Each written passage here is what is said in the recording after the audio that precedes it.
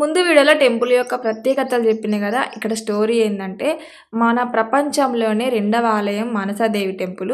First ఆలయం వచ్చేసి హరిద్వారంలోని శక్తిపీఠము, రెండవ ఆలయము తెలంగాణలో కరీంనగర్ జిల్లా కాశంపేట గ్రామంలో అయితే ఉంది. ఇక్కడికైతే సంతానం లేని వాళ్ళు, వివాహం కాని వారు, ఇంట్లో ఏమైనా సమస్యలు ఉన్నా సరే ఇక్కడికి వచ్చి ఒక ముడుపు కడితే సో కోరిన కోరికలు అయితే తీస్తానైతే నమ్మకం అయితే ఉంటుంది. సో చాలా మంది కూడా మళ్ళీ వచ్చిన వాళ్ళు కూడా ఉన్నారు. ఇక్కడికి మెయిన్ మంగళవారం శుక్రవారం రోజు అయితే రావాలి. సో మేమైతే మంగళవారం రోజు అయితే వచ్చినాము.